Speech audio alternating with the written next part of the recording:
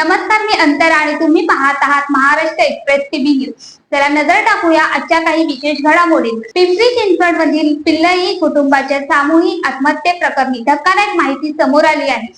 आर्थिक विवंचनेत असलेल्या या कुटुंबाने ऑनलाईन मागवलेल्या सोडियम नायट्रेटचा वापर करून विषाणू वायू तयार केला आणि त्यातून तिघांचा मृत्यू झाला। या प्रकरणाचा अधिक तपास पोलीस करत आहेत। 1 ऑगस्ट रोजी करिश्मा ग्लोरी सोसायटीमध्ये ही घटना उघडकीस आली। 50 वर्षीय विनोद पिल्लई यांचा घटनास्थळी तर पत्नी तिरजा पिल्लई आणि 19 वर्षीय मुलगी पूर्णिमा पिल्लई यांचा उपचारादरम्यान मृत्यू झाला।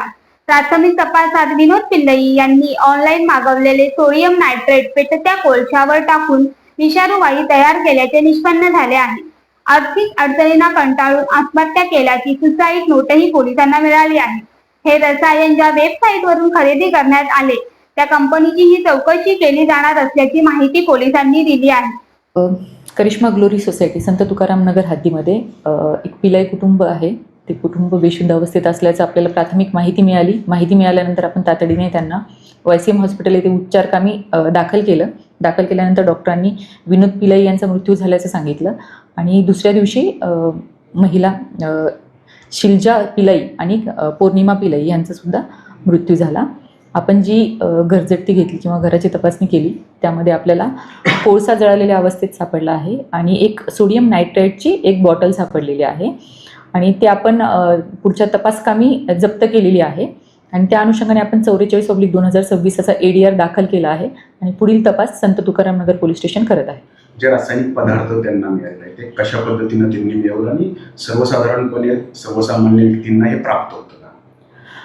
घरामध्येच त्यांच्या डस्टबिनमध्ये एक ऑनलाईन त्यांनी ऑर्डर केल्याचं एक रॅपर मिळालेलं आहे। मायक्रोलॅब म्हणून एक वेबसाईट आहे, त्या वेबसाईटवरनं त्यांनी ऑर्डर केल्याचं तरी प्रथमदर्शनी दिसून येत आहे आणि ते सर्वसामान्य लोकांना इझिली अवेलेबल आहे की नाही त्या अनुषंगाने पण आपण पुढचा तपास करत आहोत। याचा वापर नेमका कसा केला जेणेकरून जे म्हटलं जातं की धूर झाला, गुदमरले आणि त्यांचा जीव गेला, तर काय नेमकं त्यांनी वापर केल्याचं दिसून येत आहे? आपण FSL कडनं आता दोन्ही कोळसाही जप्त केलेला आहे आणि औषधही जप्त केलं आहे। नेमकं कशामुळे त्यांचा मृत्यू झाला याचा तपास पुढचा आपला सुरू आहे।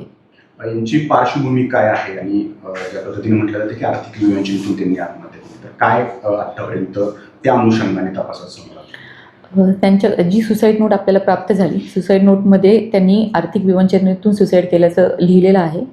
त्या अनुषंगाने आपण त्यांच्या रिलेटिव्ज, त्यांचे जी काही मित्रमंडळी आहे त्यांचे जबाब घेत आहोत आणि त्या अनुषंगाने आपण पुढचा तपास करत आहोत। यांची पार्श्वभूमी काय आहे? पार्श्वभूमी हे कुटुंब मूळचं तिरुवनंतपुरम केरळ इथलं आहे।